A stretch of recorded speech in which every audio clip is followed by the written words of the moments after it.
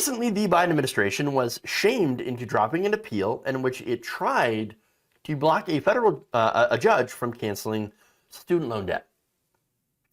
So now the Daily Poster did a story last week showing that the Biden administration had actually moved to appeal a Delaware court ruling that would have eliminated nearly $100,000 in student loan debt for a disabled borrower. Now, the borrower is a 35-year-old epileptic man named Ryan Wolfson. So now Wolfson, look, there was no way he was going to be able to pay back this debt. Again, he was disabled, and yet at the same time, he had been working full-time driving for Uber, Lyft, and Grubhub, so he was doing the gig economy, right?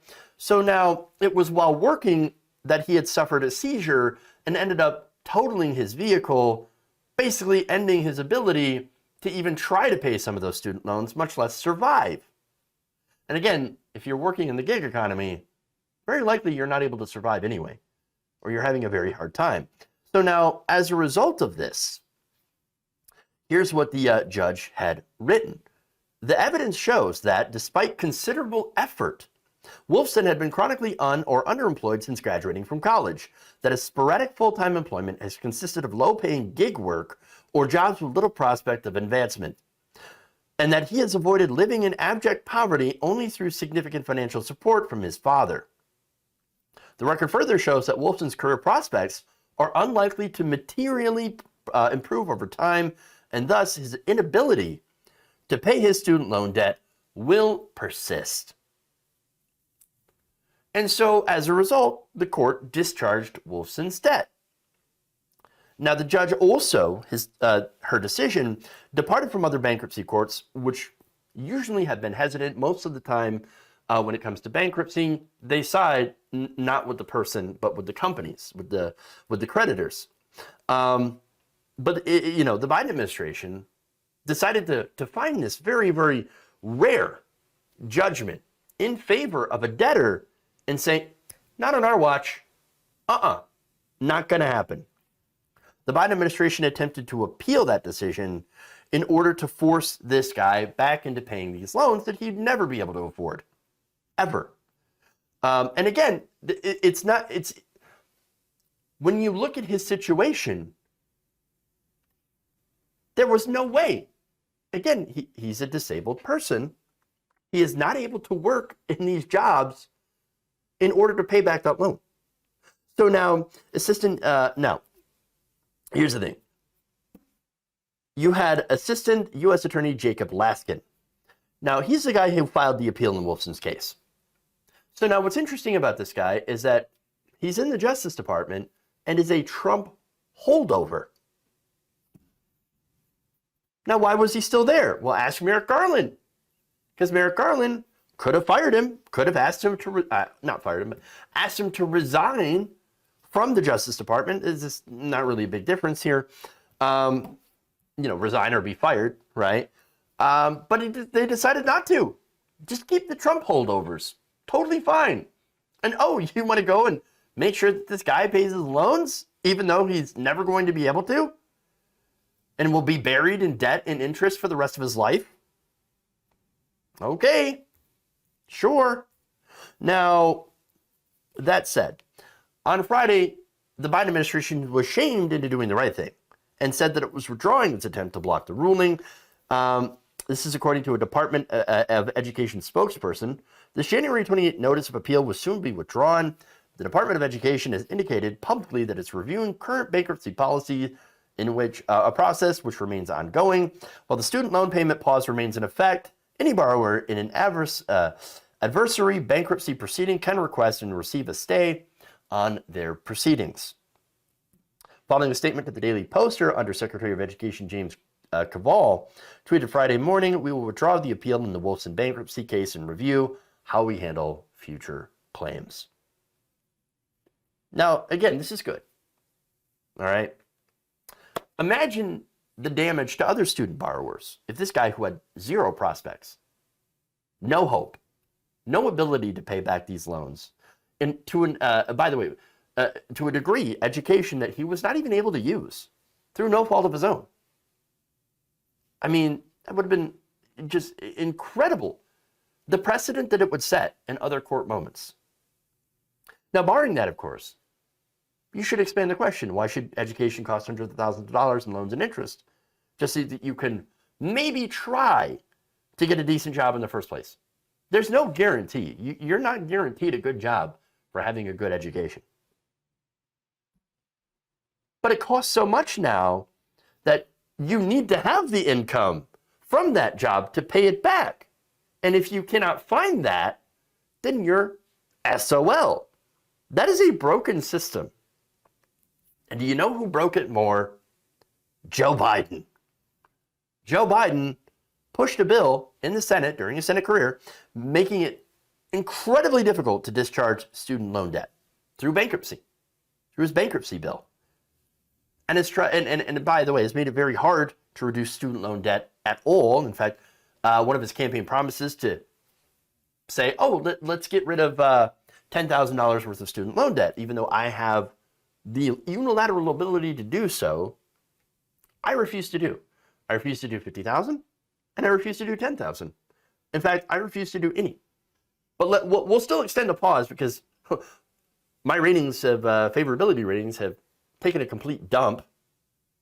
Well, okay, let's do the pause, but only temporary, because one way or another, they're going to get their money. The student loan debt collections companies, they're going to get their money. And by the way, those are the people that are contracted to collect it. And yes, they are able to skim off the top, and they get government contracts in order to do so. That's who's making money. The student loan servicing companies, Sallie Mae. Or, well, it was Sallie Mae. Now I think it's something else. All these different companies that have popped up that have changed their names so many times because, of course, all these really negative PR debacles that they've had. And so, look, again, the situation here is quite terrible. And yet Joe Biden has consistently taken the side of creditors. Why? Because he's always been on the side of creditors. He was a senator from MBNA. Always with the creditors against the debtors.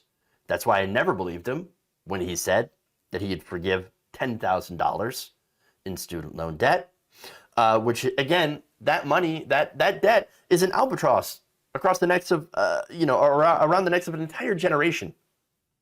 $1.7 trillion. 1.7 in outstanding student loan debt.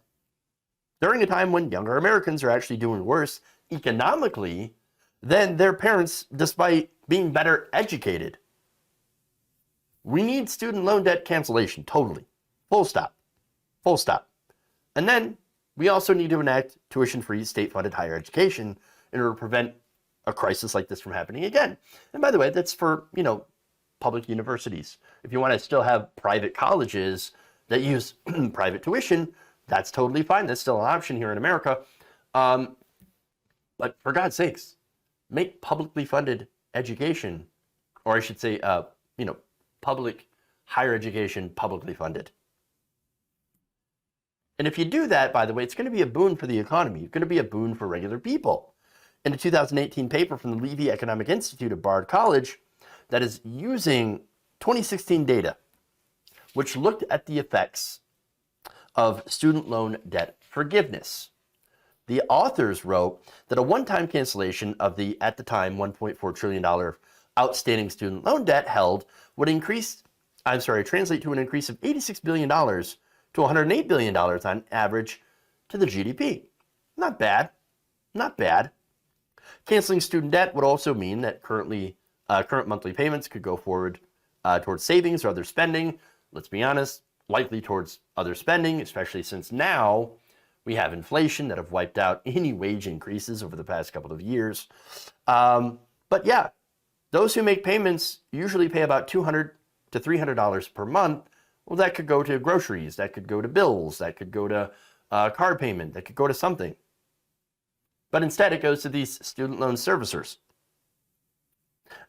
Now, it would also help black students who actually have a higher debt burden than the white peers. About 87% of black students attending four-year colleges take out more student loans compared to about 60% of white students. They also owe $74,000 more on average than their white peers after graduating, and post-college, it's actually more difficult for them to be able to financially catch up.